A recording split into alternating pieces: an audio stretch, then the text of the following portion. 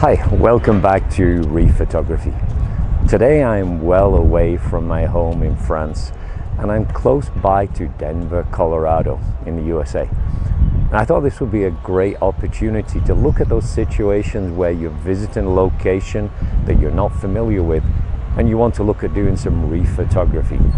How do you find the locations? How do you find the images? That's what I intend to go through today. So let's go. So one of the first places I go to when I'm visiting a new location and I want to find some buildings that I can rephotograph, it's on Facebook. And I look at the groups and I'll search for that specific location, and invariably I'll find a number of groups and I'll contact some individuals in that group. I'll join the group, and I've often found that they'll share with me the buildings that are available, or they'll send me reports or indicate where I can review reports, or they'll tell me who to contact. And in this specific case, I was advised to contact the Denver Library. So that's what I did. In addition to Facebook, of course, we can't ignore Google. And if you do a search, as I'm showing here, historic buildings in Denver, invariably you're going to come back with a multitude of possibilities, reports, TripAdvisor, for example, where they're going to indicate to you the buildings and locations to visit. So again, I've been through this. I've identified buildings that still remain of historical interest. And so now it's going to look at the next stage of how do you find if there's any photographs. So when I contacted the Denver Library, not only were they able to provide me, again, indications of reports highlighting the historic buildings in Denver, but they shared with me that they have an online archive. And in fact, they've got over 98,000 photographs or postcards within that archive. So this was a perfect opportunity to identify some of those images that I could rephotograph. But I also did look at Pinterest. I looked at some of my favorite postcard sites. So through all of these, I was able to pull together a wide variety of images that I could use. So we've identified the buildings, we found old photographs, postcards. The next thing we need to do is actually verify those buildings still exist. So one of the locations in Denver I found was on Larimer Street, where there was many of the historic buildings still in position. So I'm going to go on to Google Maps, and then using Street View I'm going to go on to Larimer Street, and I'm just going to review that in fact those buildings still exist. There's no point adding them to your plan if the buildings are no longer in position. So you're going to go along Google Street View and just check that those buildings do still exist.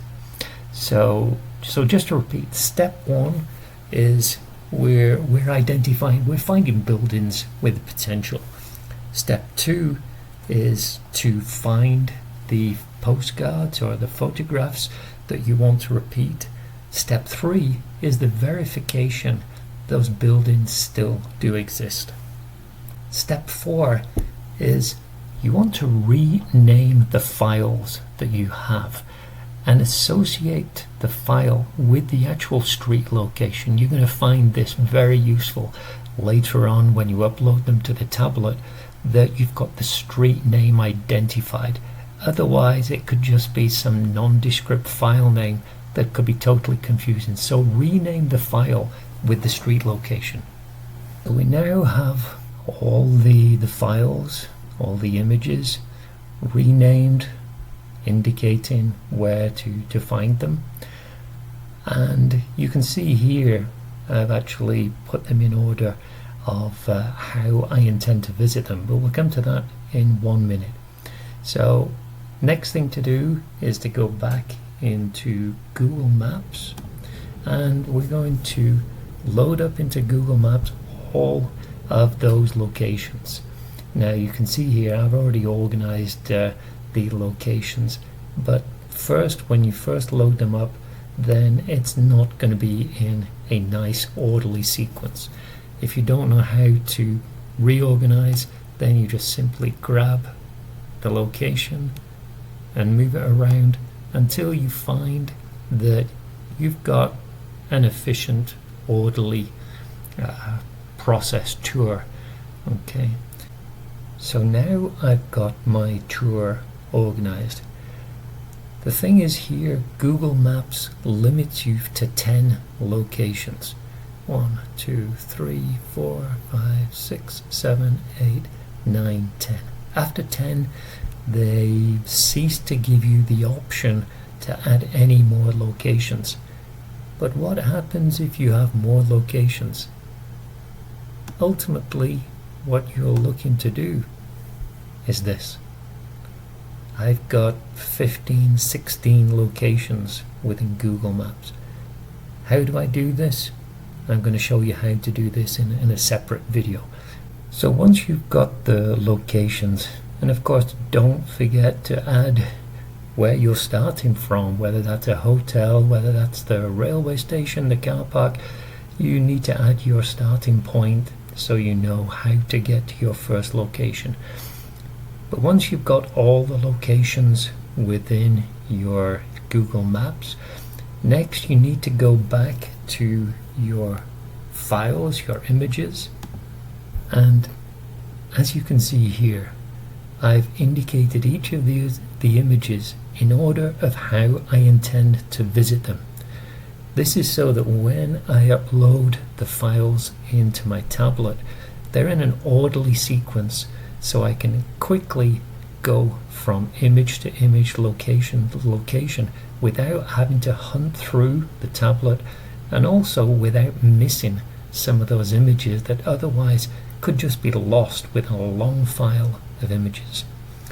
So now I would load this into my tablet and I'm good to go. So I'm going to get on my way. So, as always, if you found this beneficial, really would appreciate a thumbs up. Please do subscribe. I'll be issuing more videos over the coming weeks. And if there's any suggestions on how I can improve this process, please leave a message in the comments below. So I look forward to joining you in a future video. Bye for now.